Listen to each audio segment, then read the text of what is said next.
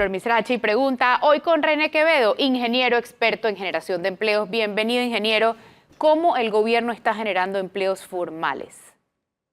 Buenos días, Flor. Gracias por la invitación. A ver, el problema que tenemos en la economía es que la economía no genera empleos decentes. Los empleos formales los está generando el gobierno a través de contrataciones en la planilla estatal.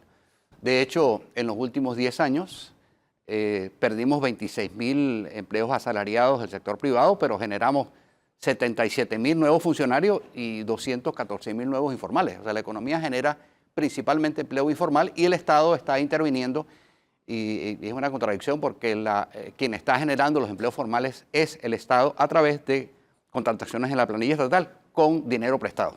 O sea que lo que estamos aumentando es informales y trabajadores en el gobierno. Sí, somos una economía de informales y funcionarios financiada con plata prestada. Ese es básicamente el problema que tiene este país. Ese es el problema que tenemos, que es un problema que se debe a que no hay confianza para invertir en el país.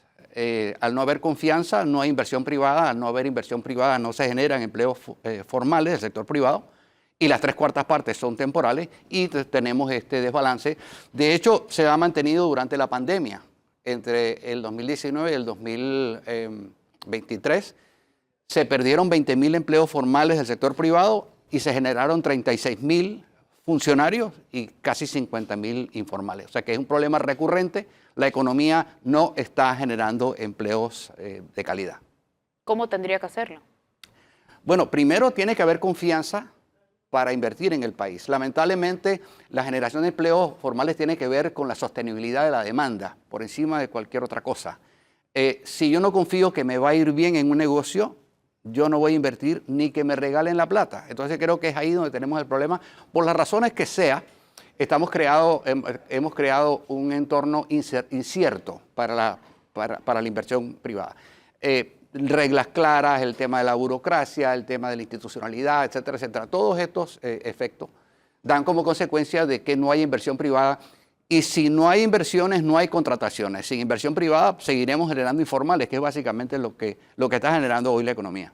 ¿Y qué efecto tuvo el fallo de la Corte Suprema de Justicia en el tema minero sobre esto? O sea, ¿cómo deja el clima de inversiones, la seguridad jurídica, ese fallo? Sí, bueno, definitivamente no podemos pretender de que de un plumazo vamos a eliminar 5% del Producto Interno Bruto, 14% de toda la inversión extranjera que hay en el país y 21% de todo lo que ha entrado al país en capital extranjero desde que somos grado de inversión y no va a pasar nada.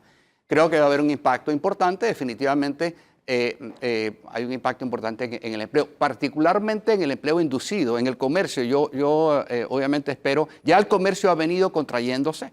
Esto va a acelerar, obviamente estamos hablando de un consumo importante y tenemos que hacerle frente a esto. Yo creo que definitivamente, y desde el punto de vista, digamos, de la imagen, le dijimos a los inversionistas internacionales que aquí había un negocio, olvidemos que es minería por un momento, que atrajo 21% de todo lo que ha entrado al país desde que somos grado de inversión y ahora decimos, bueno, siempre no, ¿ok?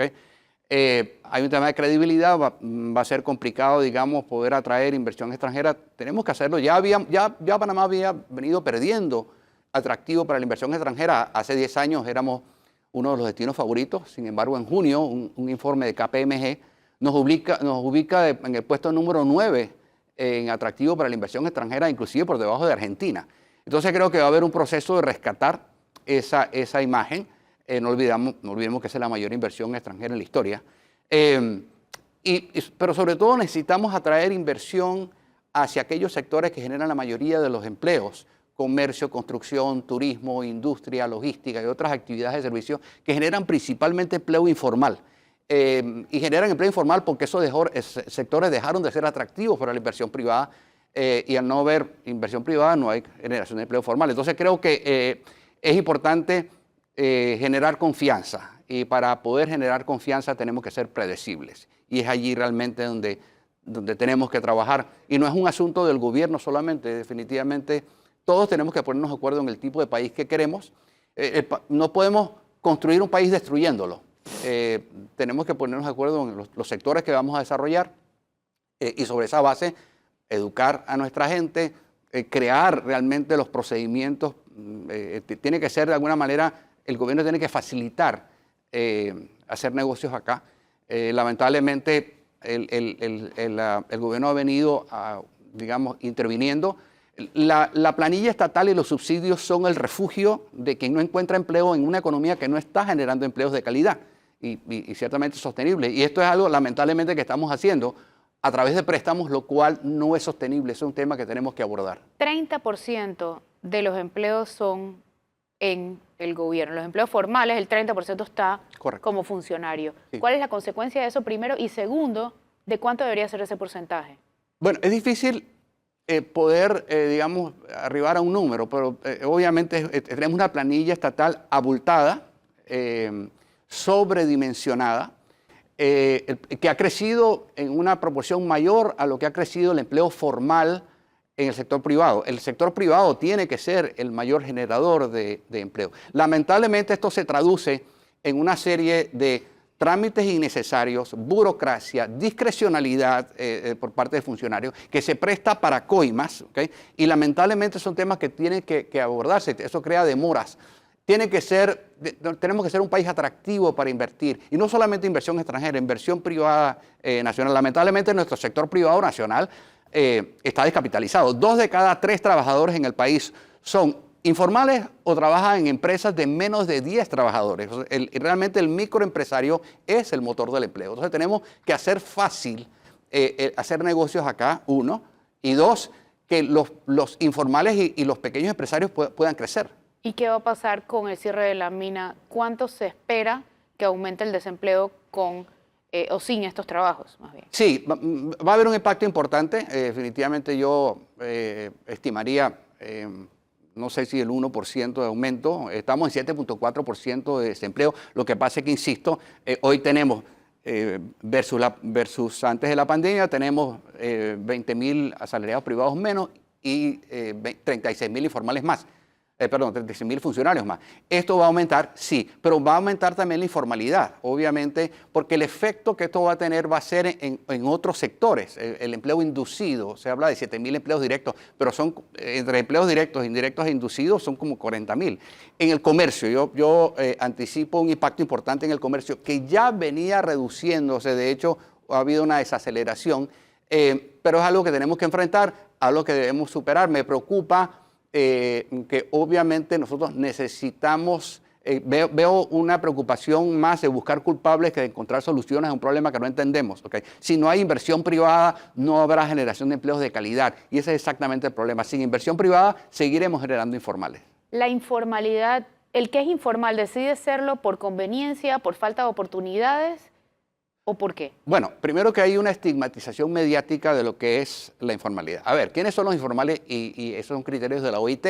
Hay un informe del MEF de septiembre del 2015. Informales son los empleados que no tienen contrato laboral, los independientes aunque coticen a la caja del Seguro Social y paguen impuestos. Yo soy informal. 3, los patronos con menos de 5 trabajadores. 4, las empleadas domésticas, y 5, los trabajadores familiares. Quiere decir esto que, de acuerdo a la OIT... ¿Qué son los trabajadores familiares? Lo que trabaja en casa, empleado doméstica, ¿no? Es que dijo que el cuarto era empleado doméstico y el 5 es... Trabajo desde casa, perdón, gente que trabaja de su casa. Ya. Perdón. ¿Qué ocurre? El problema es que solamente el 18% de esos informales cotiza. O sea, lamentablemente, tratar de cotizar como independiente es imposible, para no poner o sea, digo, yo utilizo la frase de que es más difícil que pellizcar un vidrio. Es imposible. Entonces, obviamente tenemos un clima que no favorece la generación de empleo formal y no hemos podido incorporar de manera efectiva a los informales al régimen de cotización.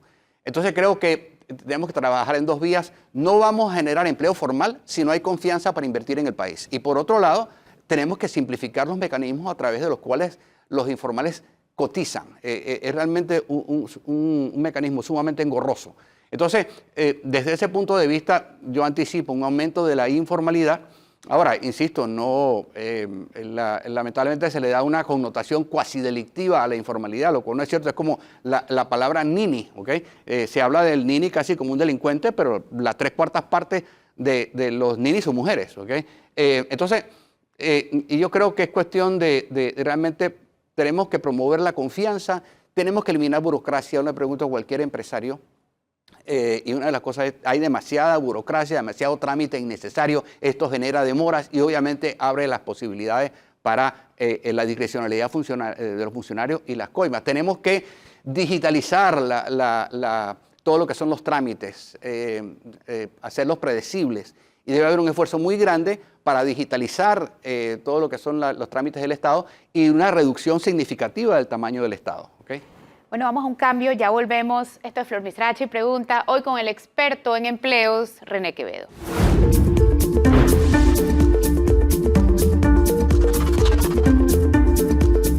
De vuelta en Flor Misrachi Pregunta, hoy con el experto en generación de empleos, René Quevedo. Ingeniero, ¿quién debe pagar por el cierre de la mina? Buena pregunta.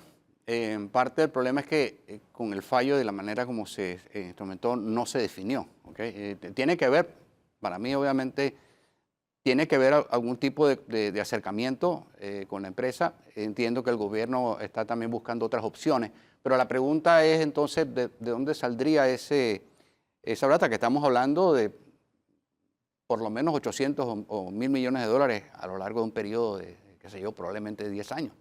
Es buena pregunta y van a tener que hablar porque eso no se definió y creo que lamentablemente la situación fiscal es complicada y debería haber algún tipo de conversación con la empresa a ver de qué manera puede haber algún tipo de arreglo, ¿no? No sé, yo creo que la pregunta desconozco, no soy abogado, aclaro, pero el fallo es bastante... Invalida el contrato, el cierre de la mina estaba contemplado en el contrato, pero al quedar invalidado queda eso como la gran pregunta, ¿no? Los problemas que le ve al presupuesto, más allá del monto, creo que hay que fijarse más en la modificación que le van a hacer a esos montos en este año. Por ejemplo, la Asamblea empezó con 150 millones de dólares el año pasado y terminó con 207. Sí, lamentablemente los presupuestos en años electorales tienden a ser electorales o electoreros.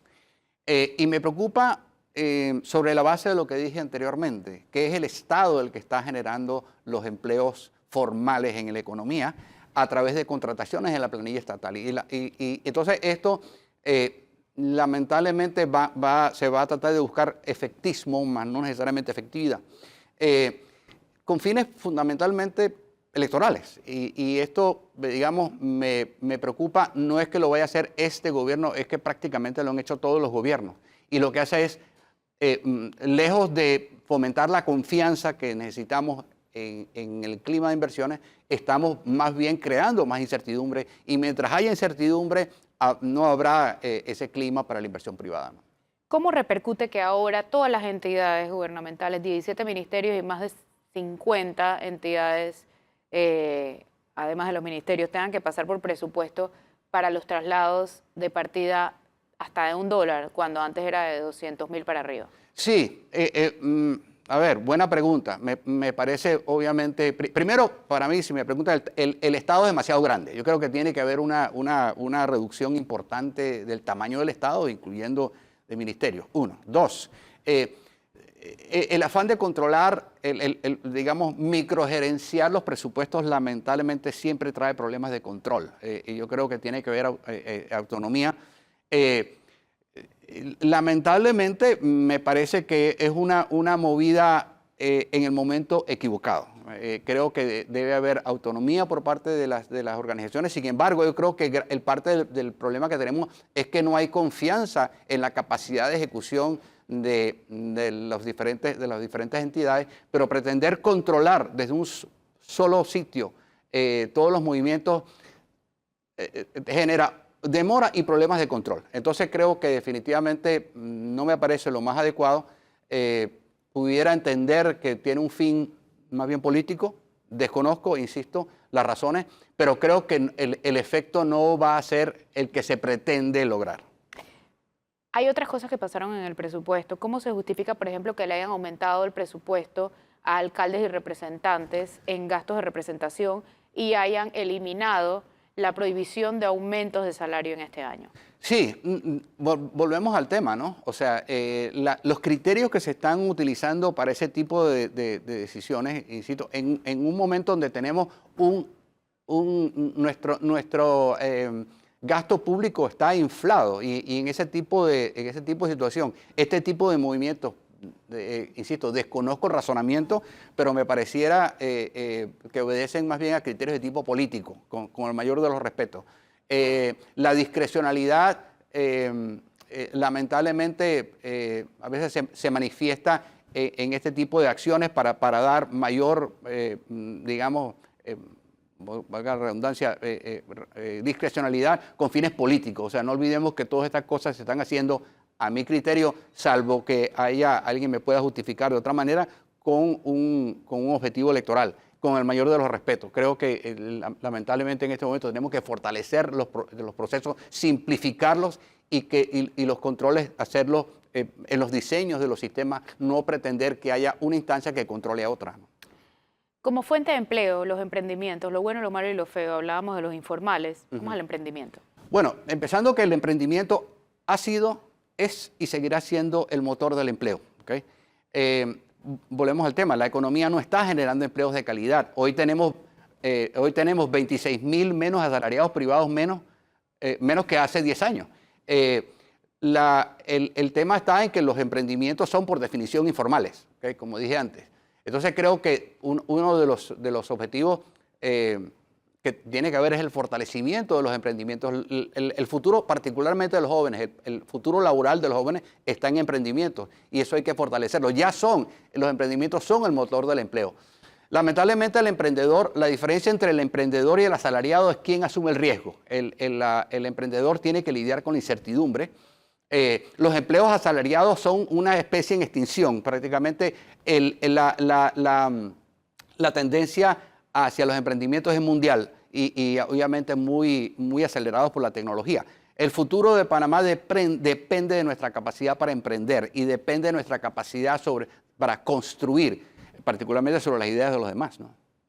Vamos a un cambio nuevamente, ya volvemos para el último bloque, no se vayan, esto es Flor Misrachi Pregunta.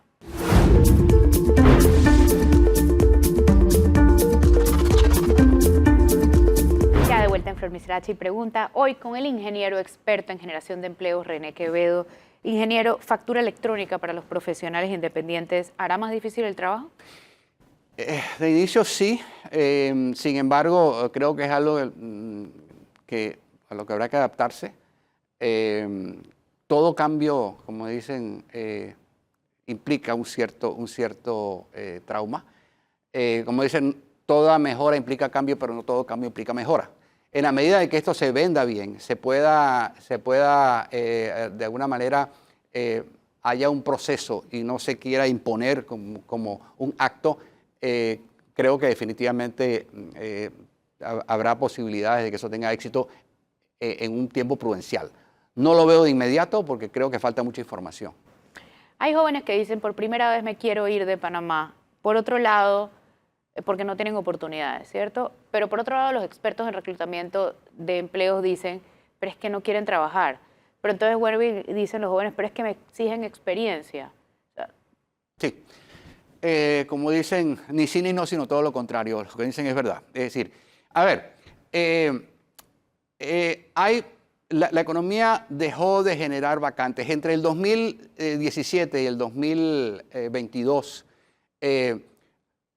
la economía perdió 205.000 contratos laborales. Pasamos de generar 445.000 a 240.000.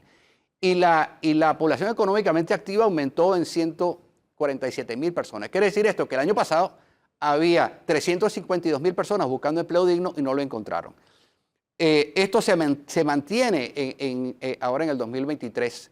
Al haber menos vacantes disponibles, ¿okay? y haber aumentado la demanda, porque obviamente hay más jóvenes que están ingresando al mercado laboral, las empresas son más picky. ¿Okay? Hoy 65% de los empleadores dicen no tener dificultades para encontrar personal calificado.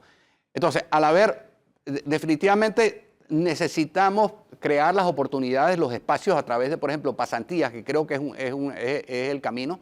Pero hay menos vacantes, tenemos que entender que hay menos vacantes en el mercado, la economía no está generando empleo suficiente. Volvemos al tema de la relación entre la confianza en el clima para la inversión privada y el empleo juvenil. Al haber menos plazas, hay menos plazas para jóvenes que efectivamente se ven afectados por la falta de experiencia. Creo que una de las opciones que tenemos que buscar e impulsar es el tema de las pasantías, para que los jóvenes puedan ir adquiriendo experiencia laboral. ¿Compite realmente la inteligencia artificial con la inteligencia humana o ya le ganó? No, a ver, yo creo que es importante que entendamos que la inteligencia artificial va a sustituir o tener un impacto en aquellas oportunidades donde se puedan establecer patrones. La diferencia entre la inteligencia artificial y la automatización es que la inteligencia artificial tiene capacidad para aprender a través de algoritmos. Entonces, creo que en ese sentido, y lo más importante es que habrá impacto de la inteligencia artificial en aquellas actividades donde hay inversiones. Y volvemos al tema del perro mordiéndose la cola. Es decir, si no hay inversiones, lo que va a sustituir a los trabajadores no va a ser la inteligencia artificial, van a ser los informales. Entonces creo que en la medida en que nosotros podamos formar a nuestros muchachos, en este mundo que ya viene ahí, todo el que tiene WhatsApp, ya estamos usando inteligencia artificial, no es algo nuevo que va a venir, es algo que está viniendo y que se va a ir incorporando cada vez más a la economía. Y yo creo que entonces, en ese sentido, creo que nosotros vamos hacia una economía más basada en conocimiento y alejándonos de la presencial. Por último, el presupuesto de educación sube este año, con el 40% de los docentes jubilados, con pruebas PISA en las que salimos terrible, sin cambio de currículo. ¿Esa inyección de dinero es realmente poner a brillar la educación o es botar más agua al río? A ver, nuestro sistema educativo ha estado históricamente divorciado de la realidad laboral del país, así que no es un tema de recursos, es un tema de pertinencia. Nuestra educación nos enseña de todo menos cómo ganarnos la vida.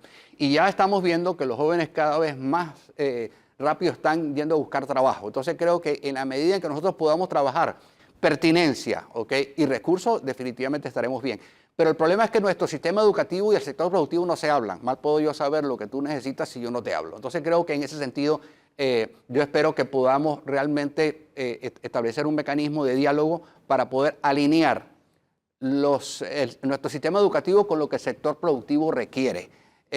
Como ejemplo, en el 2018 nuestras universidades graduaron a 32.709 profesionales y solamente 1.957 encontraron empleo en el 2019, antes de la pandemia. Nuestro sistema educativo está divorciado de la realidad laboral del país y eso es lo que tenemos que abordar. No es un tema solamente de recursos, sino de pertinencia. Muchísimas gracias por acompañarnos hoy. Esto fue Flor Mizrachi Pregunta, hoy con el ingeniero experto en empleos René Quevedo. Que tengan excelente día.